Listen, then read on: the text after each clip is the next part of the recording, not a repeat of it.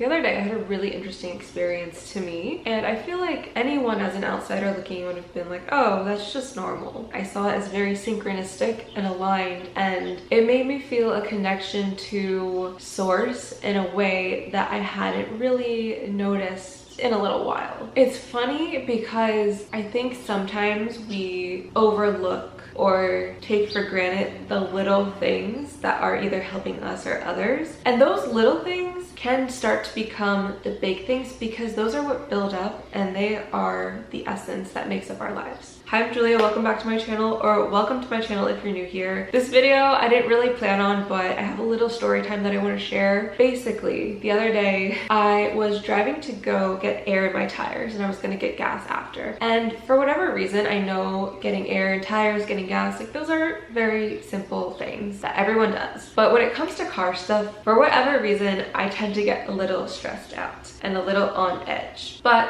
since it just is a part of being a car owner, I was going to do that and take care of my car, because if I don't, it'll just get worse. And on my way to the car place, I couldn't decide if I wanted to take the cross street that's a little out of the way but less busy, or the cross street that's a lot more busy but on the way. And I started to head toward the one that was out of the way, and I was like, actually, you know what, I'll do the busy one since it's on the way. Not really thinking too much into it, but in a split second I had changed my mind. And at this cross street, I've only gone through it maybe like 2 or 3 times, and I can't remember if this has happened twice or 3 times, but there was a guy who's always selling water at this cross street at this time of day. And I've passed him once, maybe twice. This might have been my second time passing him. I can't remember for sure. But the first time, he came up to the passenger side of the window and asked if I wanted water. I was like, no thank you. And then he went around and came up to the driver's side and asked again if I wanted water. And of course, you know, I was polite. I was like, no thank you. But he did it twice. And normally, from what I noticed of all the cars he was asking, he would just ask once and like move on. So I was like, oh no, I'm gonna try to avoid this interaction because I feel bad saying no, but I didn't need the water, and stranger danger. I don't know. I mean, that's not really true, but that's just something that I grew up to know is like, don't roll down your windows for strangers, don't open your doors for strangers, whatever. He seemed friendly, like he seemed harmless, but there's still that part of me that's like, be careful, because you're a single female in a state where your family doesn't really live. So there was that. But anyway, I guess I forgot about that whole interaction, and I went down that street again, and then I saw him selling the waters, and I was like, oh no, I'm gonna have to tell him no. What if he remembers me? And when the other car said no, he just passed by again, didn't ask them twice.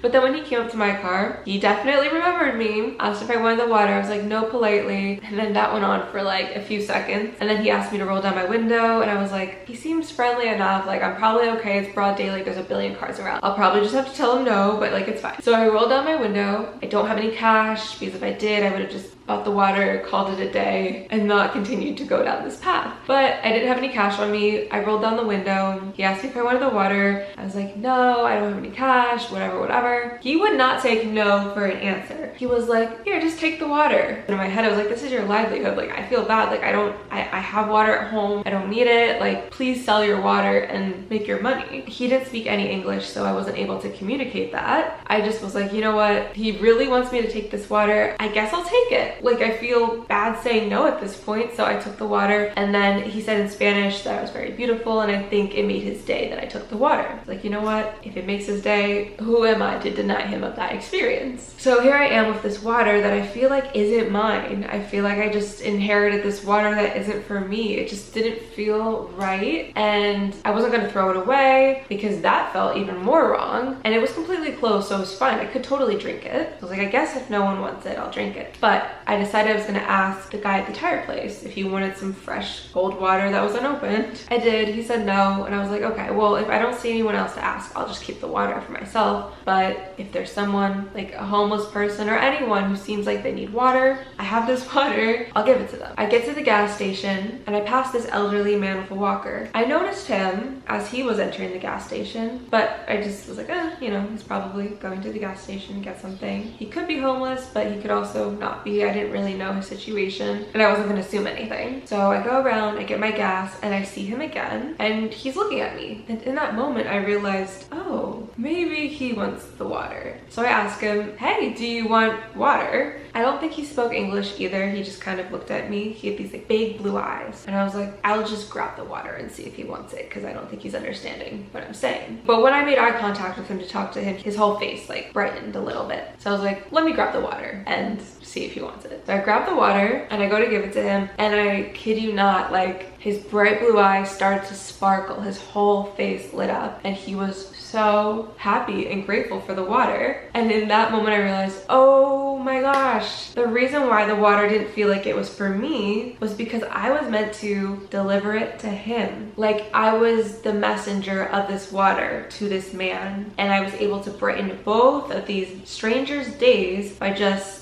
following what my intuition was telling me to do. So I go ahead, I finish up my gas, I get in my car, and I have this like feeling of completeness just wash over me. Like it doesn't matter anything I do the rest of the day, like I accomplished what needed to be accomplished today by just following and not resisting the guidance of source, the universe, God, whatever you guys want to call it, Holy Spirit, Spirit, all the above. And that stuck with me for days. This happened Tuesday? Today is now Friday. And I keep thinking about it. I'm like, I wonder how many experiences I either missed because I wasn't listening to this part of me that was telling me to connect the dots for other people or for myself or for whatever needed to happen for things to be aligned. And then I also thought, how many times has this happened and I just didn't recognize it? How many times have beautiful synchronicities and alignments and puzzle pieces being placed happen without me even realizing, because it's just so everyday. It's so what we would consider mundane, but really it's a miracle. It was a miracle that I was able to brighten the man selling the water's day by accepting his water, and also a miracle that I was able to brighten the man who I gave the water Tuesday by just giving him the water. I don't know what it is, but I just felt so connected to humanity in a way that I haven't noticed before, because it wasn't something that I had to go out of my way for. I was just going about my daily tasks, and I was able to experience something miraculous through that. And the meaning that I'm taking from that is connection in any type of way, whether you're connecting with other people, the earth, the animals, whatever, yourself, your higher self, source, God, but however you connect to anything and everything. I think that's what love is. I think that's what we're supposed to be doing. I think that's where all of the miracles and the beauty lies. And when we disconnect,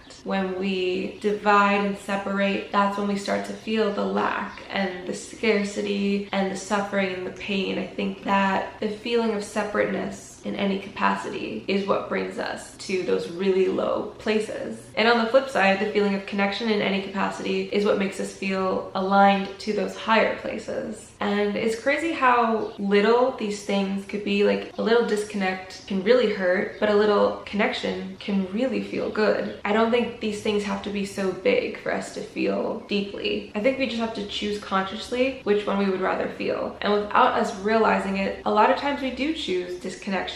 I do it all the time. But the way we know that we're choosing the disconnection is through our feelings. The way that we know that we're choosing connection is also through our feelings. When we feel really good or complete or whole, that's how we know we're choosing connection. When we feel really lackful or low or misaligned, that's how we know that we're choosing disconnection. And I think the more we can be aware of that, the more we can consciously choose what would be best for us and all involved, which is typically connection. Although there are cases where sometimes we do have to choose disconnection in the moment to lead to better connections in the long run. And we just have to use our discernment with that. That was the lesson I learned this week, and I'm really happy to be able to share it with you. I hope that this inspired you to connect with others in some type of way, and I will see you in my next video next week. I love you guys so much. Bye.